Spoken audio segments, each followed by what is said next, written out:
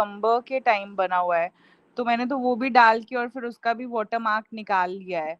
तो वो लेके जाऊंगी। और प्रीलिम्स के पहले का वो सेंटर वाला बना हुआ है। मतलब सेंटर मुझे वाला पता नहीं था कि सेंटर वाला मतलब कहाँ, एसडीओ तक का बना हुआ है?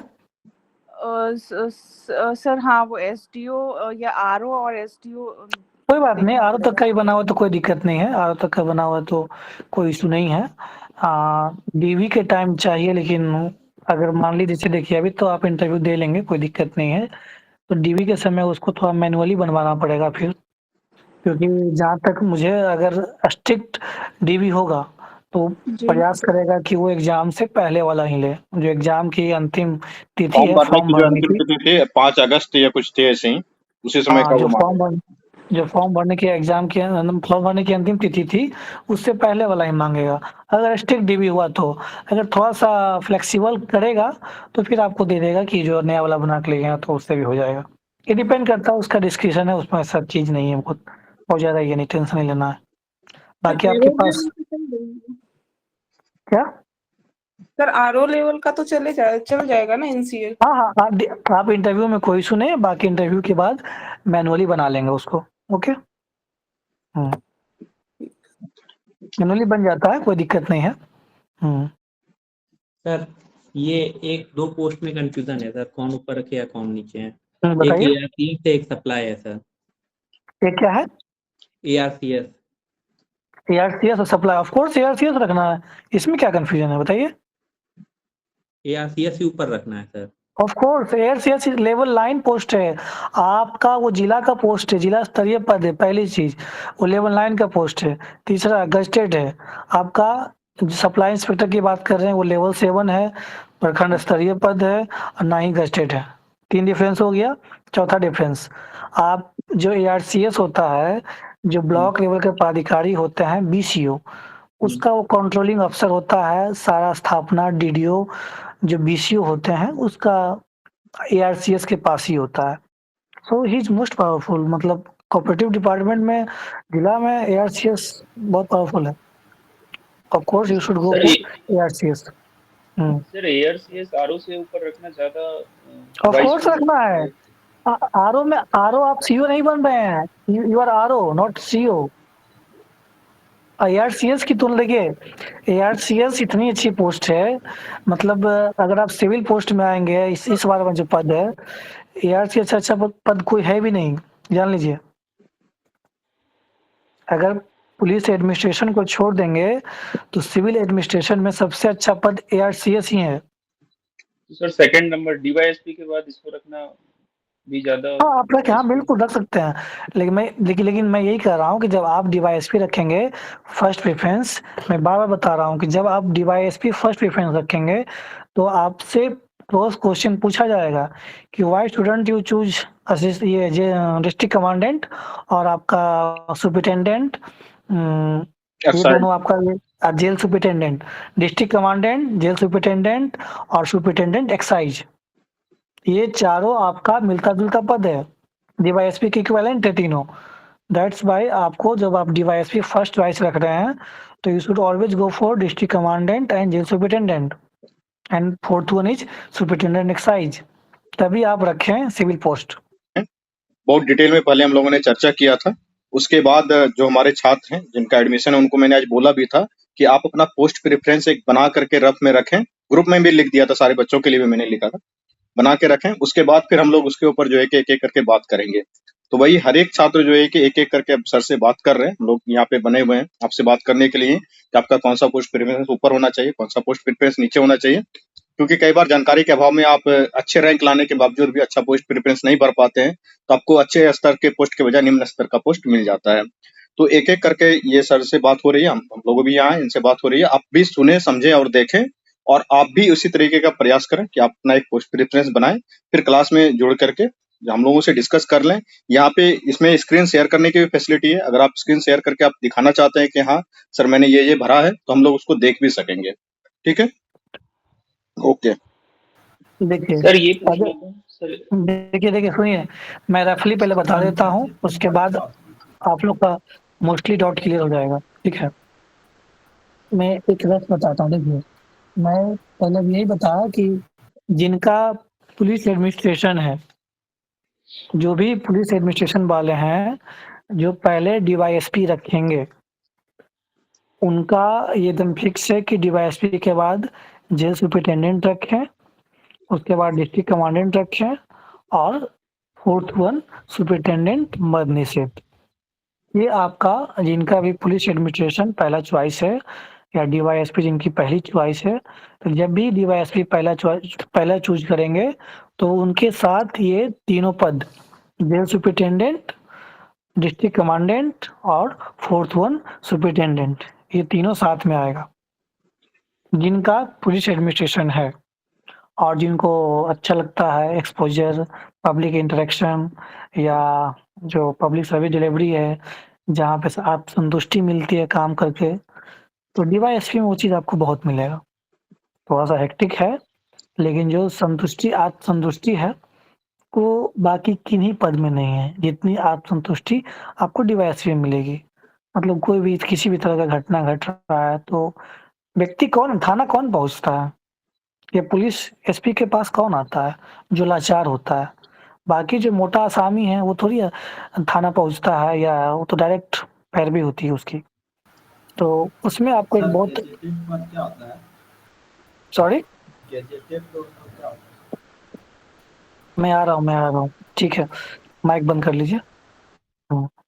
तो ये आपका गज़ेटेड का मतलब इतना ही होता है कि उसमें डायरेक्ट आपकी अपॉइंटिंग अथॉरिटी जो होते हैं, गवर्नर होते हैं और सेंट्रल गवर्नमेंट पे अपॉइंटिंग अथॉरिटी राष्ट्रपति होते हैं, उनकी साइन होती है।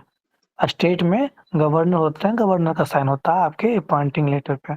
जो भी आपका संकल्प निकलता है, जो भी गज़ेट निकलता है, इतने-इतने लोगों की नियुक्ति की जाती है, तो उसमें गवर्नर का साइन होता है। और दूसरा चीज़ है कि गज़ेटेड है, तो आप बहुत सारे सर्विस अवेल कर सकते हैं। जैसे आप अपने कार्यालय के, अपने ऑफ़िस के प्रधान होते हैं।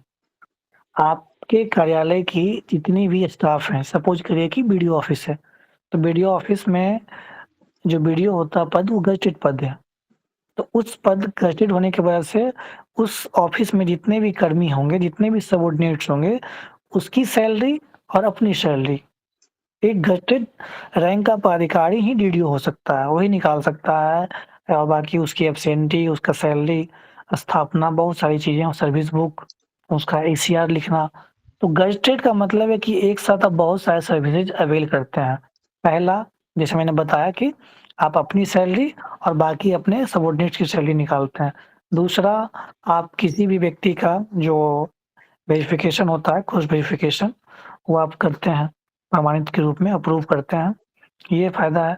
तीसरा होता है कि आप जैसे बीपीएससी कमीशन वाला एग्ज़ाम होता है, तो उसमें गज़ेटेड ऑफ़िसर ही मजिस्ट्रेट होते हैं। सपोज़ करिए बीपीएससी टीचर वाला में नॉन गज़ेटेड भी रहेंगे, लेकिन जब बीपीएससी जो सिविल सर्विस की एग्ज़ाम होती है, जो आप सामान्य जो संयुक्त परीक्षा ये वाला सिविल वाला है, उसमें गज़ेटेड रैंक के पदाधिकारी ही मजिस्ट्रेट हो सकते हैं। तो ये अंतर है 3-4 सर्विस, मतलब बहुत सारा सर्विसेज है, तो इसलिए गज़ेटेड का चौथा, उसकी जो सर्विस बुक होती है और सैलरी, जो उसका सैलरी स्लिप वगैरह होता है, वो डायरेक्ट वित्त विभाग से दावा व्यक्तिक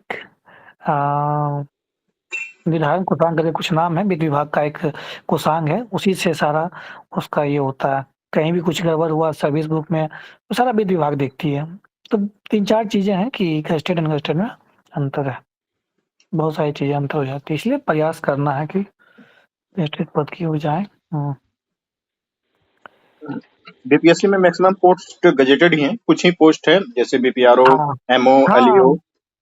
3-4 पद हैं आपके, जैसे जो प्रोफेसर बता रहे हैं, एलईओ है, पीपीआरओ है, एमओ है और चौथा आपका जो ब्लॉक एससी/एसटी होते हैं या ब्लॉक माइनॉरिटी वेलफेयर होते हैं, ब्लॉक वेलफेयर, ये सब भी नॉन गज़ेटेड ही हैं अभी। सर ये डिस्ट्रिक्ट एम्प्लॉयमेंट ऑफिसर को आरओ के नीचे रखना ज्यादा मतलब वाइस देखिए, होता है? मैं हमेशा ये बात कर रहा हूँ कि तुलनात्मक स्टडी करना है। तुलनात्मक स्टडी का मतलब ये होता है कि आप हर एक पर्सपेक्टिव में देखें। पर्सपेक्टिव मैंने कौन-कौन बताया? पहला गज़ेटेड, दूसरा ये किस मतलब लेवल का है, जिला स्तरीय पद है या प्रखंड स्तरीय पद है? दूसरा तीसरा हो गया आपका सेटिस्फेक्शन लेवल। चौथा होता है पब्लिक इंटरेक्शन। कितनी अच्छी पब्लिक इंटरेक्शन है, कितनी अच्छी आपको पब्लिक एक्सपोज़र चाहिए कि मुझे लोग आके मिले और मैं किसी काम कर पाऊँ। किसी को कोई लोग होता है नहीं मुझे वर्क लाइफ ऐसा बैलेंस चाहिए, ज़्यादा पब्लिक इंटरेक्शन नहीं चाहिए। तो थोड़ा-सा वो तो डिपेंड करता है कि आपको ग्रेजुएट देखना है, स्तर देखना है कि प्रखंड स्तर का है या जिला स्तर का है। इसके अलावा गाड़ी वगैरह है कि नहीं है। चौथा है कि आप पब्लिक इंटरेक्शन कैसा चाहते हैं? कैसा आप सर्विस देना चाहते हैं, सेवा कैसे देना चाहते हैं? या आप चाहते हैं कि चुपचाप आराम से एक चैम्बर में पड़े रहें या आप चाहते हैं कि नहीं मुझे फील्ड वर्क करना है, तो ये आपके ऊपर है। अब मान लिया आप बात कर रहे हैं किसका-किसका तुलना कर रहे हैं? आरओ और sir district district employment district officer. Employment. अब देखिए डिस्ट्रिक्ट एम्प्लॉयमेंट लेवल 9 का पद है, आपका आरओ लेवल 7 का पद है। आरओज़ को सीईओ बनने में मिनिमम 4 साल लगेंगे, 5 साल लगेंगे। जिस स्थिति से अभी जो रिक्रूटमेंट जो हुआ है आपका 66 में हुआ है, 67 में हुआ है, 68 में हुआ है। तो 5 साल आप सीईओ नहीं बनने जा रहे हैं, पहला। इन रेयर केस जिनकी अच्छी लिंक होगी, जिनकी अच्छी पैरवी होगी, वही बन पाएँगे, विभाग तो नहीं बनाने वाली है। दूसरा, वो जिला स्तरीय पद है या प्रखंड स्तरीय पद है। तीसरा, आप जब डिस्ट्रिक्ट एम्प्लॉयमेंट है तो डायरेक्ट आप जिला नियोजन पदाधिकारी बन रहे हैं। मतलब आप जो लेबर रिसोर्स डिपार्टमेंट है, श्रम संसाधन विभाग का एक आप डायरेक्टरेट का मतलब जिला में हेड हैं आप। जितना भी रोजगार कैंप वगैरह होता है, जॉब फेयर होता है, सपोज़ करिए कि हमेशा महीने में 2 दिन, 4 दिन आपको रोजगार कैंप आयोजन कराना है। अब किसी की आप नौकरी दे रहे हैं 10,000 15,000 आपके प्रयास से उसको नौकरी लग रही है, जहाँ पे ₹0 में लग रहा था, ₹0 उसके पास से इनकम थी 10,000 15,000 उसको इनकम आने लगा, तो ये कितना अच्छा इनिशिएटिव है। तीसरी चीज़ ये है, आप जब आरओ हैं तो आरओ में क्या है कि आपको प्रखंड में हो रहना होगा। प्रखंड में रहने का मैं ये नहीं कह रहा हूँ कि आप जब सीईओ हैं तो ठीक है, आरओ तो आप बहुत ज़्यादा इंडिपेंडेंट नहीं हैं, क्योंकि आपके जस्ट बॉस हैं आपके प्रखंड में भी है। जिला में होता जी तो सर। समझ में आता है, तो थोड़ी-सी इंडिपेंडेंसी, ऑटोनॉमी की कमी है, जबकि डिस्ट्रिक्ट एम्प्लॉयमेंट में उससे बेहतर है। तो मेरे से पूछिएगा तो मैं ऑलवेज़ कहूँगा कि you should go for DEO. Sir लेकिन जो लॉ आपका एंड जो ऑर्डर वगैरह जो लॉ एंड ऑर्डर वगैरह का सिचुएशन है वो डिस्ट्रिक्ट एम्प्लॉयमेंट ऑफिसर का कोई वर्क डोमेन नहीं है, कुछ भी मतलब मैजिस्ट्रेट रहना लॉ या एंड ऑर्डर भाई सुनिए, जब आप जिला में रहेंगे तो लॉ एंड ऑर्डर आपको हमेशा देखना है, आपको डीएम छोड़ने वाला नहीं है। अच्छा लॉ अच्छा। एंड ऑर्डर में जितना जिला स्तरीय पदाधिकारी लॉ एंड ऑर्डर की ड्यूटी करते हैं और सुबह 9:30 से 6:30 बजे तक 7 बजे तक रहते हैं, उतना प्रखंड वाले नहीं रहते हैं। प्रखंड वाले का टाइम 10 बजे है, पहुँचते हैं साढ़े 10 बजे, 11 बजे, अच्छा ठीक है? तो जी सर। जिला स्तरीय पद में ये चीज़ें हैं कि आपको पब्लिक इंटरेक्शन कम होता है, बाकी उतनी माथापच्ची नहीं होती है। लेकिन आप जिला के आप एक एक विभाग के या एक निदेशालय के आप बॉस बन रहे हैं डायरेक्ट। आप सोचिए कि बीपीआरओ को डीपीआरओ बनने में 10 साल लगता है। एक सीईओ को डीसीलर बनने में 10 साल लगता है। वो भी बनेगा कि नहीं बनेगा, कोई सियोरिटी नहीं है। तो प्रयास अच्छा है पद। हुँ। जी सर। सर लेवल 7 के पोस्ट में एक बार हायरार्की बता देते कि कैसे-कैसे लेवल 7 के पोस्ट को हाँ, अरेंज करना है। ठीक है, ठीक है। देखिए, लेवल 7 में इस बार आपका पद कौन-कौन सा है? एक तो राजस्व पदाधिकारी है, एक एलईओ है बीपीआर ना? एक आरओ है आपका, एक एलईओ है और कौन-सा पद है? बीपीआर बीपीआरओ है और बीपीआरओ आपका है लाइंस पे ब्लॉक हाँ, सप्लाई इंस्पेक्टर है और एससी-एसटी वेलफेयर ऑफिसर भी बीएससी है सर। लीगल। ठीक है, 5 ही पद है ना? 5 पद है ना? हाँ सर, 5 ही पद है। हाँ, देखिए 5 पद है तो 5 पद में जब तुलना करेंगे, देखिए आरओ के पास गाड़ी है, एलईओ के पास गाड़ी है, बीपीआरओ के पास गाड़ी है। ये 3 के पास गाड़ी है। आरओ लेकिन जब गज़टेड का बात करेंगे तो आरओ गज़टेड है, एलईओ गज़टेड नहीं है, बीपीआरओ गज़टेड नहीं है, एमओ गज़टेड नहीं है। लेकिन आरओ देखिए 2 चीज़ है, अगर आप चाहते हैं कि ठीक-ठाक क्योंकि ज़मीनी मामला है, तो आपको ऐसा नहीं कि आपको बहुत सारा मतलब आपको आते रहेंगे, संतुष्टि वहाँ भी है। तो सबसे पहले आरओ चूज़ करिए, ठीक है? आरओ के बाद आप बीपीआरओ या एमओ एमओ में क्या है कि पब्लिक इंटरेक्शन उतनी नहीं है, सिर्फ आपका डीलर से मतलब है। अगर आपको लगता है कि नहीं मुझे अच्छा लगता है मुखिया से, सरपंच से, मतलब लोकल स्तर की जो भी चीज़ें हैं रूबरू होना, उसको हैंडल करना, कहाँ समस्या आ रही है, अगर आप कंफर्टेबल हैं, आप करना चाहते हैं, आपका इंटरेस्ट है, then you should go for BPRO, otherwise आप शांत से एमओ चूज़ करिए। आरओ के बाद आप एमओ रख सकते हैं, उसके बाद बीपीआरओ रखिए, तब एलईओ रखिए, उसके बाद ब्लॉक एससी/एसटी। मेरा प्रेफ़रेंस होगा कि आरओ रखिए, आरओ के बाद बीपीआरओ रख सकते हैं, फिर एमओ, फिर एलईओ, तो ब्लॉक एससी/एसटी। सर थोड़ा ये शुगर कैन ऑफिसर के बारे में थोड़ा बताइए, उसके बारे में। शुगर केन का अभी आप क्या देख रहे हैं, शुगर मिल का काम है, या मैंने बताया था कि इथेनॉल जो भी प्रोड्यूसिंग अभी हो रहा है, उसमें जो भी मोलासिस होता है तो उसका थोड़ा-सा फूड प्रोसेसिंग करना, या उससे जो भी इथेनॉल प्रोड्यूसिंग करने का काम। तीसरा हो गया कि जो उचित दाम मिले उसको, जो किसान है एफआरपी मूल्य पे। तो वही मतलब उनका जो अभी काम है कि जहाँ-जहाँ शुगर केन मिल है, उचित दाम किसानों को मिल जाए, इसके अलावा इथेनॉल प्रोडक्शन में काम हो जाए। तो ये 3-4 चीज़ें हैं, इसको बहुत ज़्यादा इसका वर्कलोड अभी नहीं है लोड, जब बहुत ज़्यादा फैक्ट्री खुलने लगी तब इसका काम कैरियर बढ़ेगा। अभी उतना इस तरह का वर्क प्रोफाइल बहुत ज़्यादा ये नहीं है। लेवल 7 पे एमओ कौन सा हेलो पड़ेगा सर? हुँ। हेलो। यस सर, थोड़ा एक सर डिलेमा है। आपने बहुत सारी चीजें क्लियर कर दी सर। जो आरओ का आपने बोला, तो जैसे मुझे क्या है, मुझे पब्लिक इंटरेक्शन और स्टूडेंट ज्यादा पसंद है, बस सर ये मेरा भी दूसरा ही अटेम्प्ट है और मैं आगे अटेम्प्ट देना चाहता हूँ। तो हुँ। मतलब आरओ में ऊपर डालूं या फिर लेवल 9 वाले ऊपर डालूं? देखिए लेवल 9 आप प्रखंड देखिए, जब आपको जिला मिल रहा है, you should always go for जिला डिस्ट्रिक्ट, क्योंकि उसमें एक फैमिली लाइफ भी बैलेंस होती है। आप प्रखंड में अपने बच्चे को नहीं पढ़ा पाएँगे। तो अगर आपको एक जिला मिल रहा है, तो जिले में ठीक-ठाक स्कूल होते हैं, तो दोनों चीज़ देख के चलेंगे।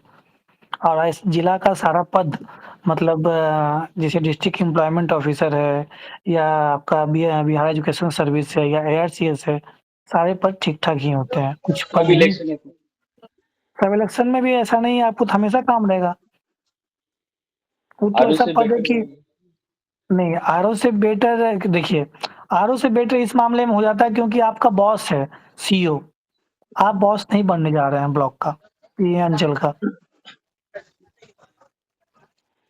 लेकिन तो पब्लिक जिला में पर्सपेक्टिव, देखिए, जिला में पब्लिक मैं सर्विस। और जहाँ तक आप बात करेंगे प्रमोशन हायरार्की का, तो कम से कम आपको 5 साल, 4 साल, 3 साल आरओ रहना पड़ेगा।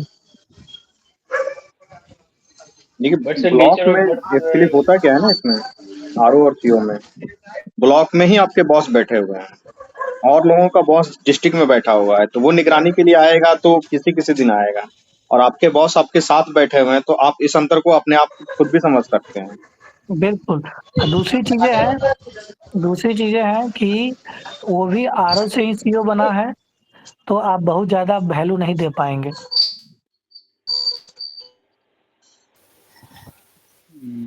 हेलो। आपको ऐसा लगेगा कि दे और दे आर डोमिनेटिंग और एट मी। आवाज़ सभी लोग एक-एक करके बोले, आवाज़ ये इको कर रहा है। शाइनी माइक एक-एक करके बोल। हेलो।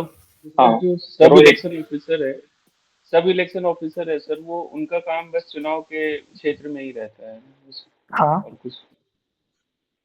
तो आप आरो देखिए, मैं ये नहीं कह रहा हूँ, मैं आपको ये बता रहा हूँ कि आपको सिर्फ़ एक पर्सपेक्टिव से कभी नहीं देखना। मैंने क्या बताया? आप लेवल देखिए, गाड़ी देखिए, गैजेट देखिए, पब्लिक इंटरेक्शन देखिए, वर्क लाइफ़ देखिए, हर चीज़ देखना है ना। सिर्फ़ नौकरी अभी अगर आप अनएम्प्लॉयड हैं तो आपको लग रहा है कि नौकरी, और मैं नौकरी कर रहा हूँ, तो मेरा ये अनुभव कहता है कि आपको हर चीज़ बैलेंस करके चलना चाहिए। एक सफल व्यक्ति वही होता है जो अपने जीवन में हर चीज़ को बैलेंस रखता है। आप प्रोफ़ेशनल होनी अच्छी बात है, लेकिन प्रोफ़ेशनल विथ पर्सनल ये दोनों बैलेंस रखना ज़रूरी हो जाता है।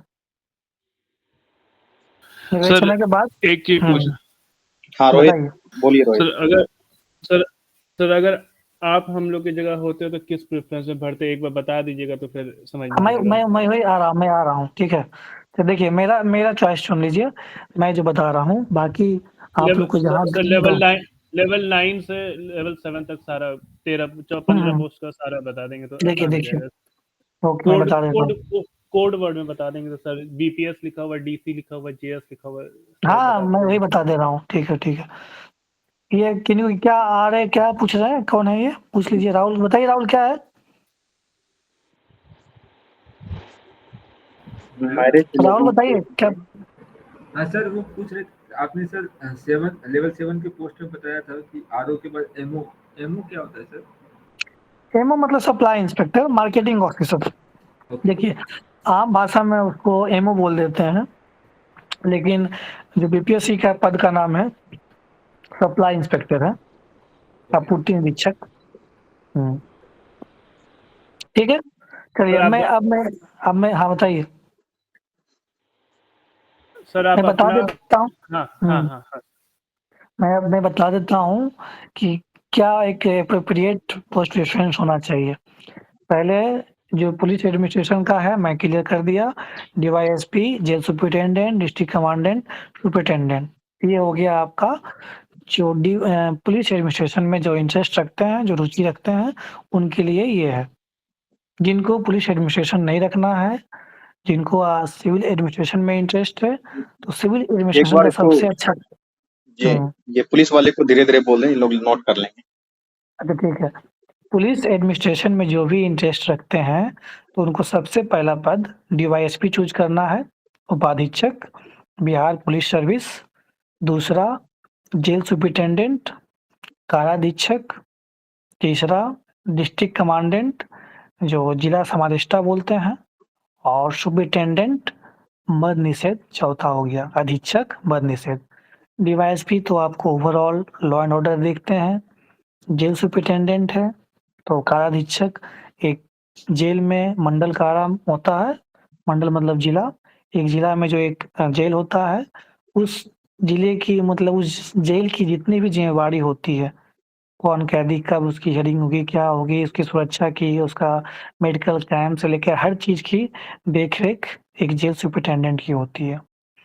इसमें यह है कि डीवाईएसपी से कम हेक्टिक है, और दूसरा चीज़ है कि आपको यूनिफ़ॉर्म मिल रहा है। जो यूनिफ़ॉर्म लवर हैं, तो उसके लिए एक बेहतर अपॉर्च्युनिटी है।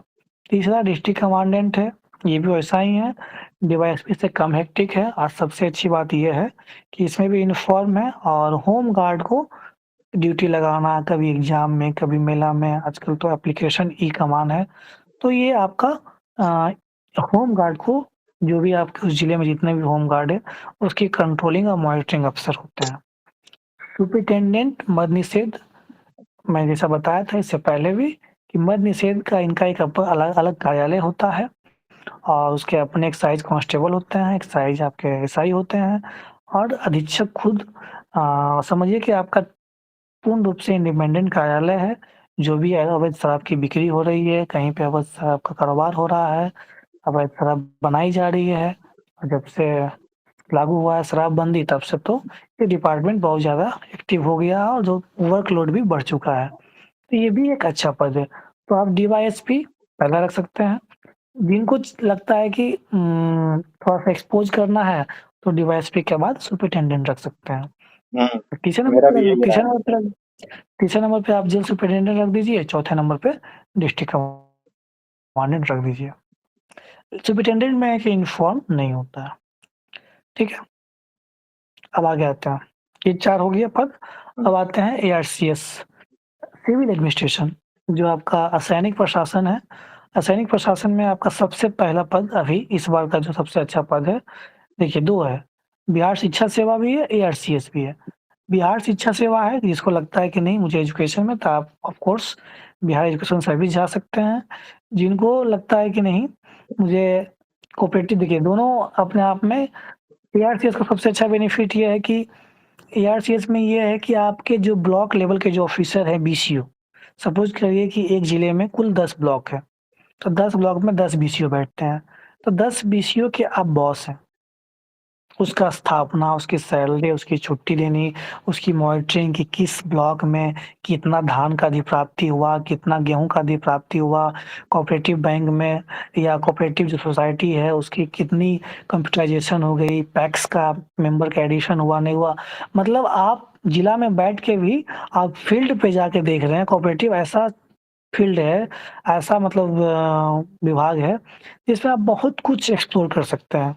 If you have innovative idea या आपको काम करने का ये है, पहला। दूसरा चीज़ है कि उसमें ज़्यादा आपका डीसीओ का जो जिला सहकारिता पदाधिकारी होते हैं, उनका भी बहुत ज़्यादा इंटरफेरेंस नहीं होता है क्योंकि स्थापना एआरसीएस के पास ही होता है, डीसीओ के पास नहीं होता है। तो आपके पास एक अच्छा है।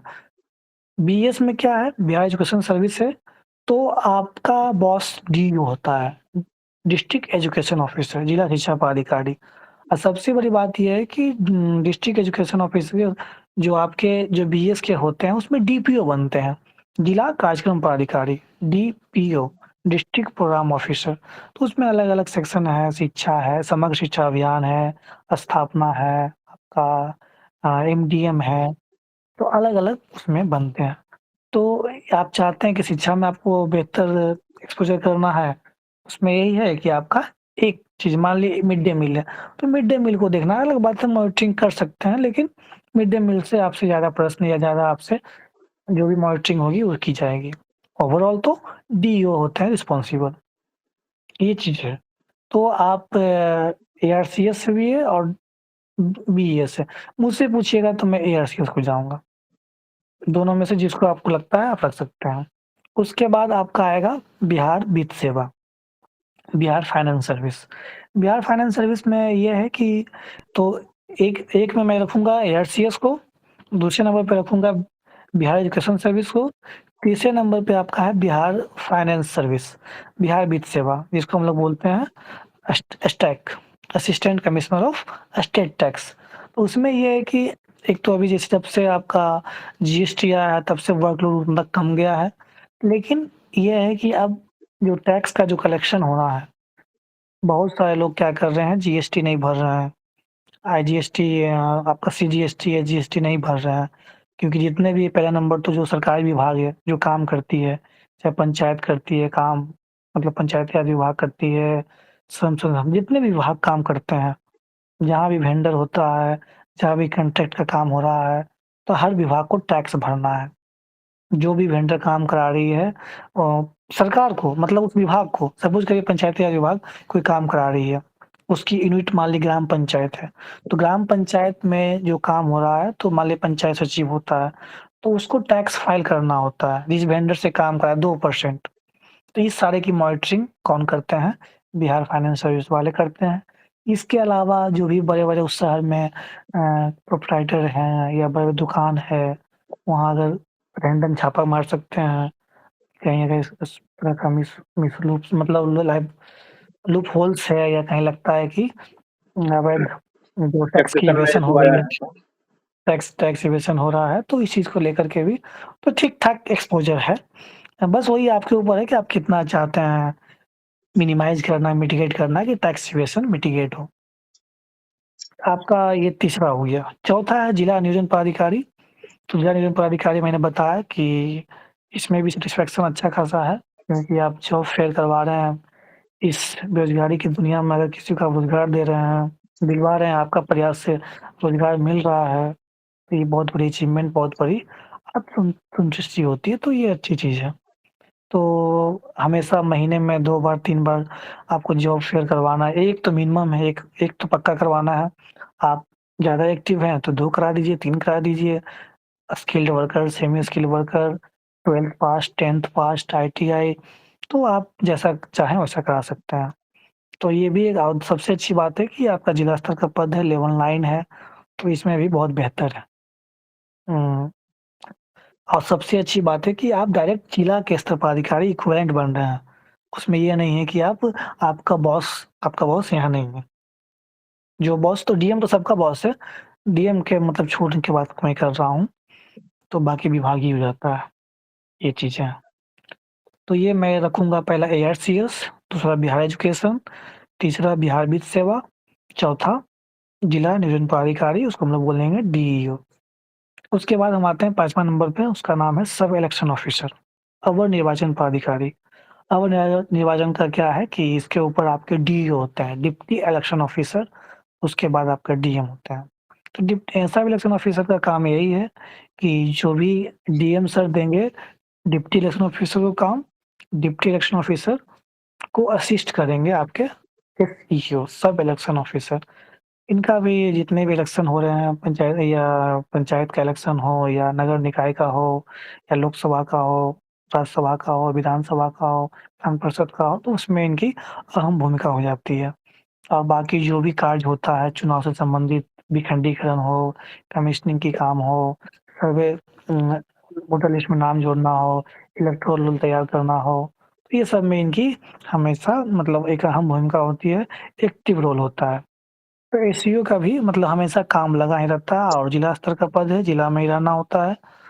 तो प्रखंड में अगर आप देखेंगे इस बार का तो आरओ, देखिए आरओ का क्या है कि दिक्कत यही है कि आपका सब जो मतलब आपका जो वरीय पदाधिकारी है, वो जिला स्तर का नहीं है, वो आपका प्रखंड में ही है, वो भी लेवल 7 का ही है, 2 साल 3 साल पहले आया, तो वो चीज़ थोड़ा-सा तकलीफ होती है, मन को कचोटती है, कि मेरा ही रैंक का है और हम पे ऐसा मेरा अटेंडेंस वो देख रहा है, गाड़ी का पेमेंट उसके थ्रू ही हो रहा है, तो थोड़ा-सा वो चीज़ लगता है कि वो ईगो क्लैश होता है।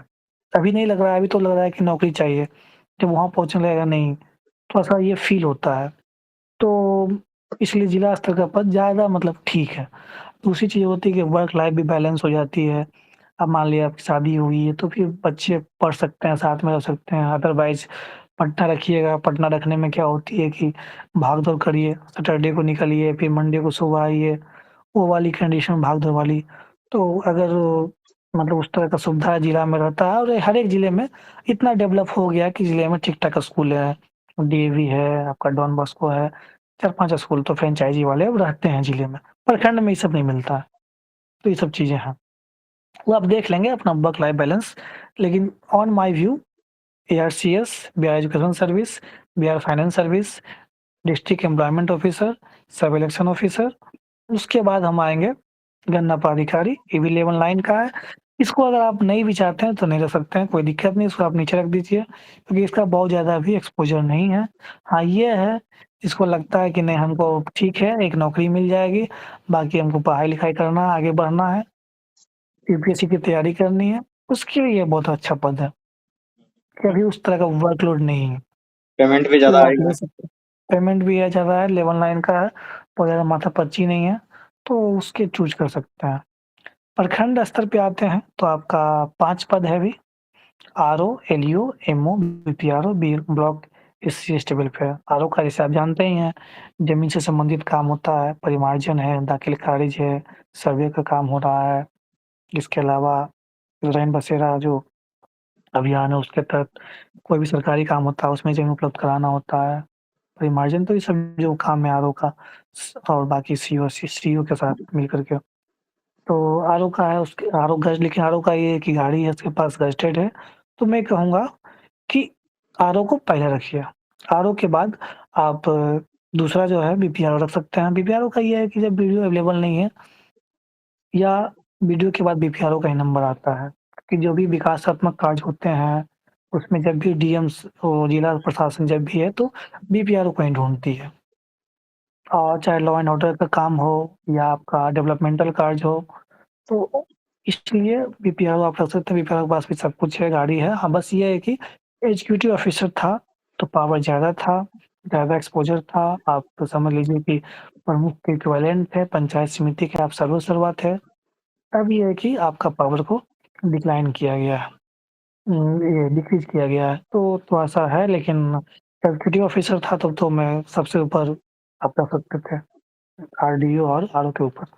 अभी नहीं है तो आरओ के बाद ही आप बीपीआरओ रखें, उसके बाद आप एमओ रख लीजिए। आप देखिए बीपीआरओ एमओ में ये है आप दोनों चीज़ है। बीपीआरओ का क्या है कि ये आपका fully public interaction work profile है इसका। आपके जितने भी जनप्रतिनिधि हैं, मुखिया हैं, वार्ड हैं, सरपंच हैं, पंच हैं, बीडीसी हैं, प्रमुख हैं, जिला परिषद सदस्य हैं। इसके अलावा नल जल का जो होता है, अनुरक्षक होता है, तो बहुत सारे इसमें है। अच्छा भी लगेगा। अब जिनका आपको काम करने में मज़ा आता है, जिनको लगता है कि गाँव से जुड़ना है, वो आप रख सकते हैं। लेकिन हाँ, ब्लॉक एडमिनिस्ट्रेशन की जब बात होती है तो इधर 2 साल 4-5 साल से बीडीओ के बाद बीपीआरओ का ग्लैमर आया खासकर के एग्जीक्यूटिव ऑफिसर बना था तब से। तो इसको आप चूज़ कर सकते हैं।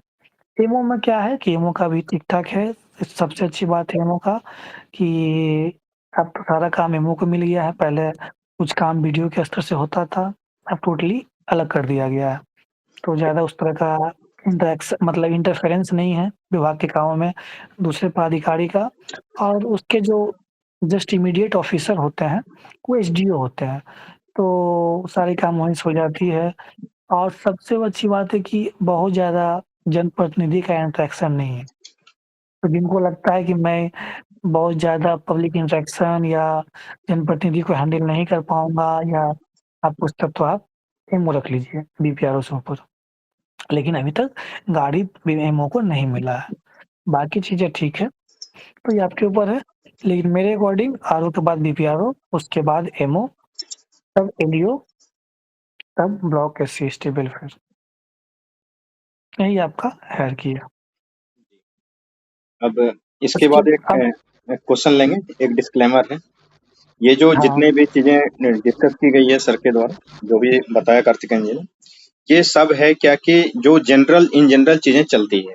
अब जो पोस्ट प्रेफरेंस आपका पर्सनल डिस्कस होगा, उस पोस्ट प्रेफरेंस में आपकी प्रायोरिटी होगी। जैसे संध्या बोल रही थी कि सर जिसकी शादी हो गई है उसके लिए कौन सा पोस्ट प्रेफरेंस रहेगा। कुछ बच्चे हैं कि उनका एज कम है, अभी यूपीएससी की तैयारी करनी है, उनकी तैयारी भी अच्छी है, तो उनके लिए फिर अलग से प्रायोरिटी इसी में ऊपर नीचे होगा। ठीक है। उसके बाद कुछ बच्चे हैं कि नहीं, मुझे जो है कि इंटरेक्शन में अभी नहीं जाना है, अभी मुझे जो है कि फुल्ली फोकस होकर यूपीएससी देना है, तो उनके लिए अलग तरीके से बातें होंगी। तो हर व्यक्ति का अपना अपना अलग अलग पोस्ट प्रेफरेंस होगा। ये जो पोस्ट प्रेफरेंस था इन जनरल था कि हायरार्की कैसे बनेगी। ठीक है। ये मैंने जनरल बताया। बाकी अगर आपको विशेष है तो इंडिविजुअल इंटरेक्शन हो जाएगी। आप इंडिविजुअल इंटरेक्शन पे प्रोफेसर से कांटेक्ट कर लेंगे और उस तरह का आपको हर तरह का पर्सपेक्टिव, बाकी चीज़ जो मैंने बता ही दिया। बाकी कहीं आपको और भी कुछ कन्फ्यूजन होगा, जैसे फैमिली को लेकर के हो और भी वर्क लाइफ को होती है, कुछ और भी चीज़ें होती है, तो जहाँ आपको कोई दिक्कत है तो इंडिविजुअल इंटरेक्शन पे हम लोग क्लास उसका मतलब आपको ब्रीफ कर दिया जाएगा और उसको बता दिया जाएगा उस चीज़ को लेकर के। और मैं एक चीज और दोहरा देता हूँ, फिर सवाल लूंगा कि आप लोग अपना अपना, जैसे कुछ बच्चों ने बनाया है कि सर मेरा ये पोस्ट प्रेफरेंस है, ये पोस्ट प्रेफरेंस है। इतना समझाने के बाद 5-7 क्लास भी हो चुकी है, पहले भी हम लोगों ने क्लास लिया है। तो जिन्होंने क्लास नहीं देखा है वो रिकॉर्डिंग लेकर के क्लास देख लेंगे। उसके बाद फिर अपना एक पोस्ट प्रेफरेंस बनाए अपने खुद के स्तर से। उसके बाद फिर उसको हम लोगों को दिखा लें कि हाँ सर मैंने ये भरा है, क्या ठीक है। और भरने के पीछे मेरा मंशा ये है कि मैं यूपीएससी का तैयारी करना चाहता हूँ, मैं शहर में रहना चाहता हूँ, गाँव में नहीं जाना चाहता हूँ। मुझे गाँव अच्छा लगता है, मैं शहर में नहीं रहना चाहता हूँ क्योंकि ब्लॉक में थोड़ा सा फ्रीडम है। तो हर पोस्ट में कुछ ना कुछ प्रोज है, कुछ ना कुछ कॉन्स है। ठीक है। तो उस स्तर से फिर आपसे जो है कि एक एक करके बात करने में तभी अच्छा लगेगा जब आपने अपना एक कम से कम रफ खाका बना करके तैयार कर लिया होगा। ठीक है। अब पूछिए जो पूछना है, बोलिए सर। सर एफएओ के बारे में बता दीजिएगा थोड़ा। आशुतोष, ऐसा है कि एफएओ का पूरा एक डिटेल क्लास ही लिया गया है। पूरा कम से कम आधा घंटा से ज्यादा उस पर क्लास हुई है, सिर्फ एफएओ के बारे में हम लोगों ने डिस्कस किया है। ठीक है। तो एक तो है कि वो वीडियो देख लेना, वो वीडियो मिल जाएगा देखने के लिए। और अभी जनरल क्लास लेते हैं, उसके बाद फिर जो है कि एफएओ का अगर टाइम मिलेगा तो डिस्कस कर लेंगे। ठीक है। आप संध्या एक एक करके सिन्नी बोले। सर जेल सुपरिटेंडेंट और एक्साइज सुपरिटेंडेंट में मतलब किसे प्रेफर करना चाहिए?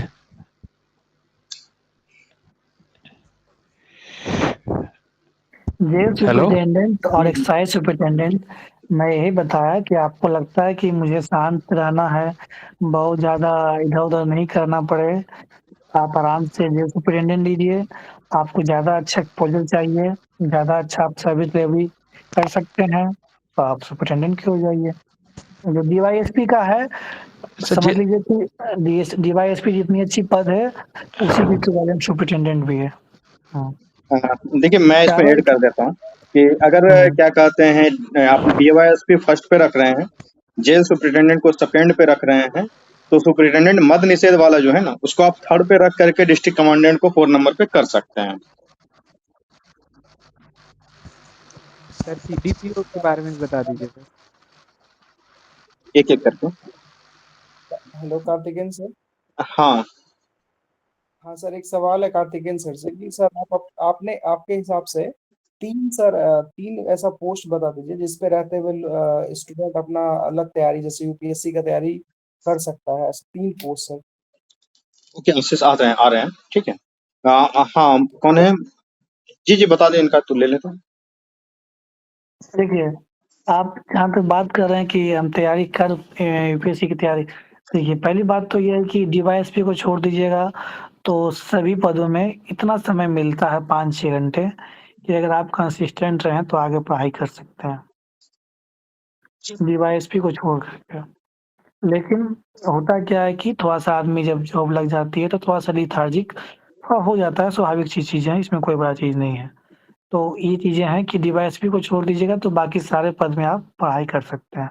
लेकिन फिर भी आप चाहेंगे कि मुझे पब्लिक इंटरेक्शन या थोड़ा-सा होता है कि माथापच्ची नहीं चाहिए मुझे, बहुत ज़्यादा ये थोड़ा-सा मैं चाहता हूँ कि पीसफुल रहे, तो पीसफुल के लिए आपका जैसे कि बिहार फाइनेंस सर्विस बहुत पीसफुल है, आपकी मर्ज़ी है, आप चाहते हैं जाके छापा मारें और किसी दुकान पे उस पे फायर करें, ये आपकी डिस्क्रिशनरी पावर है। लेकिन जब टारगेट मिलेगा तो जाना पड़ता है, तो टारगेट बेस्ड तो आजकल हर चीज़ें हो गई है। फिर भी आप जिला नियोजन को भी रख सकते हैं, डिस्ट्रिक्ट एम्प्लॉयमेंट ऑफिसर, वो भी ठीक-ठाक अच्छा पद है, बहुत ज़्यादा ये नहीं है जिला स्तर पे। तो जिला नियोजन हो जाएगा आपका, बिहार वित्त सेवा है और अगर प्रखंड स्तर पे आएँगे तो जो प्रखंड कल्याण पदाधिकारी है, अनुसूचित जाति एवं जनजाति वाला, ये भी ठीक पद है, बहुत ज़्यादा आपका हेक्टिक नहीं है, अभी तक। बाकी तो हर विभाग एक्टिव होते जा रही है, हर विभाग अपना-अपना टारगेट बेस्ड, अब सारा सर्विस जो हो रहा है वो पहले वाली सर्विस नहीं है। अब जब से ई-गवर्नेंस का इतना प्रमोशन हुआ है तो सारी चीज़ें हर विभाग अपना-अपना एक्टिव मोड में है। तो काम का लोड तो हर विभाग में बढ़ता ही जा रहा है। हाँ, बाकायदा ये है कि फिर भी आप 5-6 घंटे अगर आप में डेडिकेशन है तो आप निकाल सकते हैं। एक्चुअली बताइए। जी, ऐसा है कि कार्तिकेयन जी भी अभी राष्ट्रीय कार्यशाला में है, पटना में राष्ट्रीय कार्यशाला हो रही है, तो वहीं से बात हो रही है। काफ़ी थकान चेहरे पे स्पष्ट तरीके से दिख भी रहा है। ठीक है, तो कुछ सवाल आज लेंगे, फिर हम लोग फिर कल भी मिलेंगे, तो कल भी सवाल लेंगे। तो जल्दी-जल्दी अपना सवाल करें और थोड़ा लंबा आज नहीं रखेंगे, जल्दी ही खत्म करेंगे इसको। सर सीडीपीओ के बारे में एक बार बता दीजिए सर। सीडीपीओ का तो पूरा क्लास ही लिए हैं, डिटेल में पूरा क्लास लिया गया है इसके ऊपर। बाकायदे इसकी क्या-क्या योजनाएँ चल रही हैं, नहीं चल रही हैं। ठीक है, तो आप उनको उस वीडियो को देखेंगे तो आधे घंटे की वो पूरी क्लास है, तो वो चीज़ें ज़्यादा बेहतर होगा। आप हमसे माँग लेंगे, वो मैं दे दूँगा, ठीक है। जो भी पेड स्टूडेंट है सबको तो वीडियो टाइम पे मिल ही जा रहा है, तो मिला किसे नहीं है किसी को। जिनको नहीं मिला है वो बोल देंगे, मैं दे दूँगा। ठीक है sir, thank you sir. Sir हाँ, एक राहुल। सवाल था, अभी सर न्यूज़ में पता था क्या कि बीपीआरओ और वीडियो को लेके सर कुछ कुछ लड़ाई था, वो सर आप सर क्लियर कर दिया तो ठीक रहेगा। उससे पूछ वो लेंगे आप। क्लियर देखिए, वो क्लियर इतना ही है कि बीपीआरओ जो है, समझिए पहले, बीपीआरओ किस विभाग के पदाधिकारी हैं? पंचायती राज विभाग के पदाधिकारी हैं और जो बीडीओ अभी होते हैं, जो ब्लॉक में होते हैं, वो ग्रामीण विकास के पदाधिकारी हैं। तो लड़ाई या कन्फ्लिक्शन जो भी हुआ या विरोध हुआ, तो इसी बात का विरोध हुआ कि जब विभागीय पदाधिकारी अवेलेबल हैं, तो विभागीय पदाधिकारी को सक्षम क्यों नहीं बनाया जा रहा है? विभागीय पदाधिकारी के होने के बावजूद विभागीय पदाधिकारी के अधिकार को कटौती करके किसी अन्य विभाग के पदाधिकारी को दिया जाना कहाँ तक उचित है? इसी की बात को लेकर के हुआ था और इसी के बात को लेकर के विभागीय पदाधिकारी में रोष था। तो अभी वर्तमान में यही है कि एग्जीक्यूटिव ऑफिसर जो कार्यपालक पदाधिकारी हैं, पिछले 2 साल से बीपीआरओ थे। एग्जीक्यूटिव ऑफिसर पंचायत समिति, जब आप पंचायती राज इंस्टीट्यूशन को देखेंगे तो उसमें त्रिस्तरीय पंचायती राज संस्था होती है, ग्राम पंचायत, पंचायत समिति और जिला परिषद। जिला स्तर पे जिला परिषद, प्रखंड स्तर पे पंचायत समिति। तो पंचायत समिति में प्रमुख होते हैं और एग्जीक्यूटिव ऑफिसर होते हैं। तो पहले एग्जीक्यूटिव ऑफिसर बीपीआरओ हुआ करते थे पिछले 2 साल से, फिर से सरकार ने अपनी नीति नियम को चेंज करके फिर से बीडीओ को बना दिया है। और बीडीओ जो होते हैं वो ग्रामीण विकास विभाग के पदाधिकारी होते हैं। तो इसी बात को लेकर के कन्फ्लिक्शन हुआ था, इसी बात को लेकर के विभागीय पदाधिकारी जो बीपीआरओ उसमें रोष था, इसको लेकर के ही मुद्दा उठा था। ठीक है? ओके, नरेंद्र। सर ARCS का जो पोस्ट है सर इसमें सर फार्मर्स की हेल्प करने की सर मतलब फार्मर्स की हेल्प कर सकते हैं सर इस पोस्ट के थ्रू? बिल्कुल, बिल्कुल कर सकते हैं। कोऑपरेटिव जो आपका डिपार्टमेंट है, इतना अच्छा डिपार्टमेंट है, आप इसमें इतना अधिक एक्सपोज़र कर सकते हैं कि आपके कितना आप बेहतर करना चाहते हैं। अब जैसे मान लिए हमारे बिहार में अभी भी एफपीओ, जब आप लेवल पे गाँव के क्षेत्र पे जाएँगे, तो एफपीओ नाम का चीज़ नहीं है। धान यदि प्राप्ति होती है तो आज भी टारगेट 50% पूरा करने में हम लोग कभी-कभी जाँच में भी जाते हैं, हम लोग जाँच में गए हैं। तो मतलब जी आप सर। 50% भी यदि प्राप्ति नहीं हो पाती है, बहुत मतलब यदि प्राप्ति का इन द सेंस ये कि धान की खरीद जो होती है, नहीं खरीद पाते हैं। क्यों? क्योंकि उचित मूल्य समय से नहीं मिल पाता है किसान को। तो बहुत सारे लूपहोल्स है, बहुत सारी थोड़ी-सी लिमिटेशन है। उस चीज़ को प्रखंड स्तर के पदाधिकारी बीसीओ हैं या जिला स्तर के एआरसीएस हैं या डीसीओ हैं, उनको थोड़ा-सा और मॉनिटरिंग करने की ज़रूरत है और बेहतर करने की ज़रूरत है।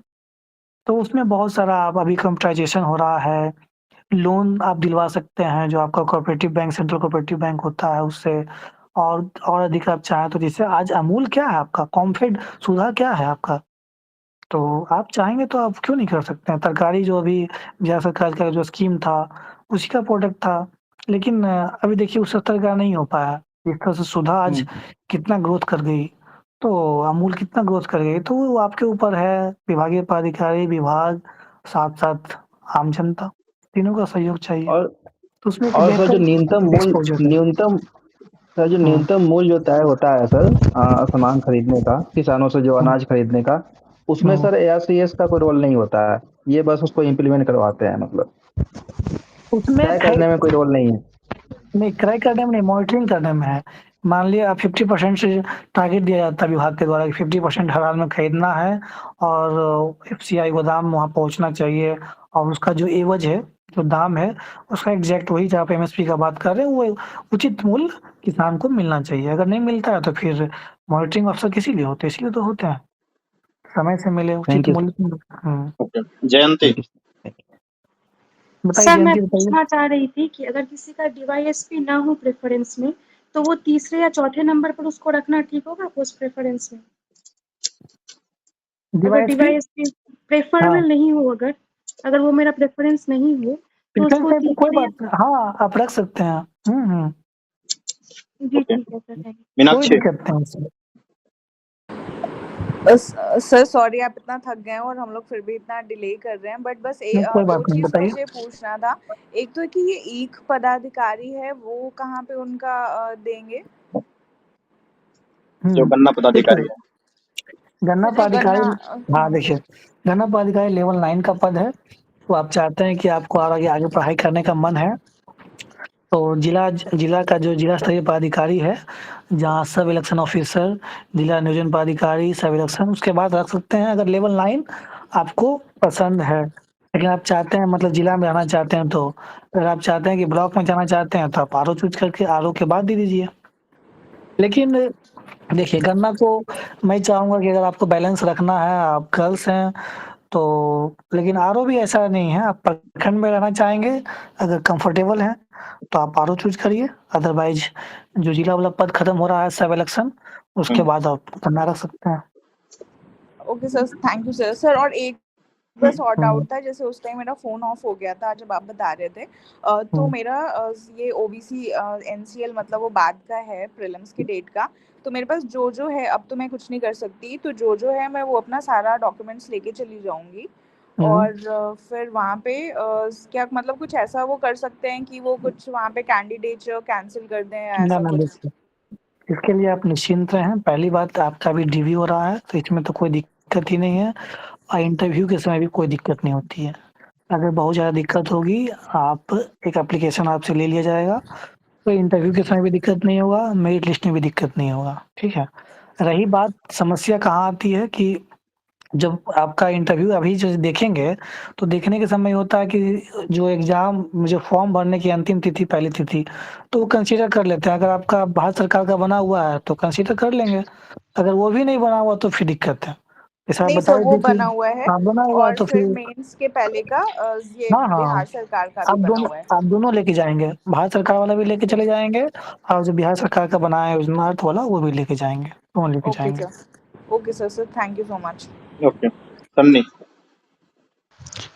सर ये DOISP के बाद BES भर सकते हैं, बिहार शिक्षा सेवा? और तो नहीं लगेगा कि मतलब एक पुलिस जॉब के बाद अन्य सिविल जॉब आ गया? और लगेगा, जस्टिफाई कर दीजिए, तो कोई दिक्कत नहीं है। नहीं कर पाएँगे तो ये दिक्कत है। When you are choosing for DYSP, then why not jail superintendent? Tell me. आप ही हाँ बता सर, ये दीजिए। क्वेश्चन पूछा जाएगा, मगर हाँ, बिल्कुल पूछा जाएगा। इसके लिए आपको तैयारी करना पड़ेगा बाकायदे एक-एक पोस्ट के बारे में, और इसको why जस्टिफिएबल आंसर DSP? करना होगा। जैसे हाँ, देखिए, अगर आप पूछ रहे हैं कि वाई DSP, मान लिया आपसे पूछा जाएगा वाई DSP, आप अपने जवाब देंगे, 3-4 पॉइंट बताएंगे। अब उसके बाद पूछेगा देन वाई नॉट, अगर सेटिस्फाई नहीं हुआ तो वाई नॉट जेल सुपरिटेंडेंट या why not superintendent excise department, है ना? तो वो जस्टिफाई करना होगा। जब हम लोग मॉक लेंगे तो उस समय क्लियर हो जाएगी। बाकी इंडिविजुअल इंटरेक्शन होगा तो उसमें हम लोग क्लियर कर लेंगे। Okay, thank you sir. Nishant. Sir ये पूछना था कि इंटरव्यू डेट का एक्सपेक्टेड कब से कब तक हो सकता है, जस्ट एक्सपेक्ट आइडिया। आपका लास्ट कब हो रहा है ये डॉक्यूमेंट वेरिफिकेशन 19 कंप्लीट? तारीख को। 19 को हो रहा 19 है को। कंप्लीट। हाँ, तो आप ये समझ लीजिए कि अक्टूबर का फर्स्ट वीक शुरू हो जाएगा। इसलिए तैयार रहें। ओके, फर्स्ट वीक हार्डली, बहुत सेकंड वीक चांसेस कम ही है। ठीक है, ओके। रुपेश सर। हाँ, लगभग That's a सारे question. लोगों का डाउट हो ही गया है क्लियर, और बहुत-बहुत कहीं पर जो है 23 सितंबर बताया जा रहा है कि 23 सितंबर से स्टार्ट हो जाएगा। नहीं। आपको क्या मतलब है डेट से? You should prepare for interview. इतना भी आपको जल्दी एक नहीं करेंगे। वो छुट्टियों का दिक्कत है, थोड़ा सा आना जाना इधर उधर, अच्छा, तुरंत अच्छा, छुट्टी ठीक है, दिक्कत है तो आपको डेट जैसे डीबी होने के बाद पता चल जाएगा आपको। हमको तो लग रहा है कि डीवी होते-होते ही डेट देगा, और 23 डेट दे तो देगा, थोड़ा-सा बिल्कुल वो दे देगा। अर्ली लग रहा है, क्योंकि इतना जल्दी भी बीपीएससी काम नहीं करता है। 5-6 दिन का तो समय दे ही देगा। अगर पहले निकाल दिया रहता कि हाँ, इसके बाद 23 को स्टार्ट होगा, जैसे वो पिछले वाला जो इंटरव्यू हुआ है उसके बेसिस पे वो बोल रहे हैं, तो पिछले वाले इंटरव्यू में तो वो सारा चीज पहले से फिक्स भी किया गया था, इसमें तो फिक्स भी नहीं है ना, इसलिए वो 23 तो थोड़ा सा अर्ली लग रहा है, बट बीपीएससी के ऊपर है तो है ना, आपको 7 अक्टूबर दिन का चला समय कम जाएगा से लग कम रहा है। मिलेगा। देखिए 7 दिन का समय जरूर मिलेगा। 22 तक तो इनका ही है, क्या कहते हैं, ये न्यायिक सेवा वाले का जो आया जुडिशियल है, सर्विस पे। हाँ, जुडिशियल सर्विस का, उनका भी डॉक्यूमेंट वेरिफिकेशन होना है, तो बिना इंफॉर्मेशन के अगर कोई कुछ बोल रहे हैं तो कोई कमेंट नहीं कर सकता उसके ऊपर हम।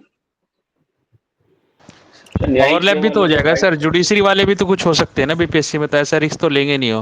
वही तो कह रहे हैं कि थोड़ा सी सूचना, और उसके बाद फिर क्या प्रोसेस होता है उनका नॉलेज भी तो होना चाहिए कुछ बोलने से पहले। तब तो सर इसका मतलब ये हुआ कि यूपीएससी मेंस को वो कंसीडर नहीं अब करेगा। पिछले बार भी 68 में जो डीवी के 15 दिन बाद हुआ था। वही तो कह रहे हैं सर, उससे क्या लेना देना कि कब होगा डीवी, इससे अच्छा तैयारी करेगी, डीवी कब होगा और नहीं, ये बात तो सही है इंटरव्यू कि कब होगा, तैयारी सही करना है। चाहिए, ठीक है, बट जो कम्युनिकेशन का दिक्कत है उनके लिए, वो पूछ रहे हैं, आना जाना है ना उनको, टिकट बनवाना है, छुट्टी लेना है, बहुत सारी चीजें और भी तो इतना है। होगा कि आपको 7 दिन पहले आपको पता चल जाएगा, तो 7 दिन इनफ होता है। टिकट भी बुक हो जाएगी, और बाकी ये है, आप कर लेंगे उसका अरेंज। ये छोटी-मोटी चीज़ है। प्रशासन में आएँगे तो डेली आपको नया-नया हर्डल्स आएगा, तो ये कौन-सी बहुत छोटी बात है। इसलिए सबके लिए सर इतना पैनिक होने की जरूरत नहीं है। बताइए। हेलो सर सर, एक डाउट था। सर कुछ और पॉइंट्स हमको पूछना है।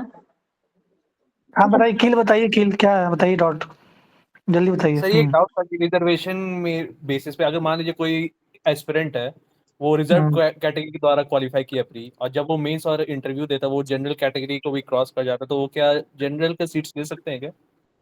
इससे पहले भी मैं अच्छे से क्लियर किया हूँ, 10 मिनट बताया सर हूँ वो इस मैटर ये पे मैं थोड़ा सा बता थॉट हो चुका रहा हूँ। बताइए, कोई बताइए। इससे मैंने बताया हूँ, अभी 10-15 मिनट बताया हूँ, बताइए कोई।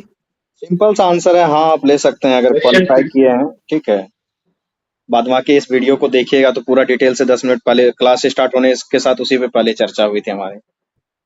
ओके ओके सर, हम ठीक सचिन ठीक है रुपेश सर, क्या सचिन का एक सवाल रह गया, इसको लेते हैं, उसके बाद हाँ आप कर देते हैं। बताइए। सचिन कुछ पूछना है? सचिन बताइए। आई थिंक इनका कोई सवाल नहीं है, तो लगभग सारे लोगों का हम लोगों ने सवाल ले ही लिया है, ठीक है। और जो भी डाउट है उनको आगे भी लेंगे, आगे भी क्लासेस होती रहती है, डेली क्लास तो होती ही है, ठीक है। और जिन लोगों को आज नोटिस मिल गया है कि अपना, जिन लोगों का एडमिशन होगा उनको नोटिस चला गया है कि आप अपना पोस्ट प्रेफरेंस भरना स्टार्ट कर दें, तो वो भर के जल्दी से जल्दी तैयार कर लें, ताकि इसी तरीके से 1-to-1 इंटरेक्शन करके आपको पहले भरेंगे तो हमारे पास ज्यादा समय रहेगा, ज्यादा आपसे बात कर पाएंगे। बाद में भरेंगे, समय कम रहेगा तो बात भी कम कर पाएंगे। इस चीज को आप समझें, ये ह्यूमन साइकोलॉजी है। इसलिए आप पहले भरें और वो उसके बाद 1-to-1 इंटरेक्शन स्टार्ट करेंगे, आपसे एक एक करके बात कर लेंगे हर पोस्ट के ऊपर, ठीक है। हाँ सचिन पूछिए। क्या मेन फॉर्म पर भर के भेजना है या फिर अलग नहीं, किसी ऐसे ही रफ आप कॉपी में भर के रफ भेज सकते पेपर पे भी लिख के भेज सकते हैं, कोई दिक्कत नहीं है। सर ओके जैसे सर। मैंने हाँ पुलिस सचिन, सर्विस के लिए कोई एग्जाम और कोई एलिजिबिलिटी नहीं है हमारी, मतलब हाइट का जो है, तो हम पुलिस सेवा के लिए कोई प्रेफरेंस नहीं ना भरेंगे उसमें? नहीं बढ़िए, कोई दिक्कत नहीं है। आप लगा या लास्ट में नहीं भरिए, आप लास्ट में भी दे सकते हैं या नहीं भी भर सकते हैं, कोई दिक्कत नहीं है, आपके जैसे ऊपर है। लास्ट में DYSP पोस्ट आया था तो हमने उसका एग्जाम या मतलब जो भी अलग से भरा रहा था फॉर्म, उसको नहीं हम फिल किए थे, तो हाँ उसके लिए हम तो eligible नहीं थे। नहीं तो एलिजिबल नहीं, तो जैसे देखिए, अगर आप CC क्वालिफाई किए हैं तो आप नीचे डाल दीजिएगा, आपसे पूछा जाएगा तो आप बताइएगा कि I am not medically fit, मेरी हाइट उतनी नहीं है, दैट्स वाई। और अगर नहीं तो सीधे हटा भी सकते हैं, कोई दिक्कत नहीं। उसका बताना है कि मेडिकली रीजन है, फिजिकली मेडिकली फिट नहीं है हम, मेरी हाइट उतनी नहीं है, जो भी है। ओके ठीक है सर, ठीक है, ठीक है, थैंक यू। चलिए ठीक है, okay, okay, thank you Karthikan. Good night sir, good night. Good night good night. Thank you sir, good night sir. Good night. Thank you sir. Thank you sir, good night. Okay.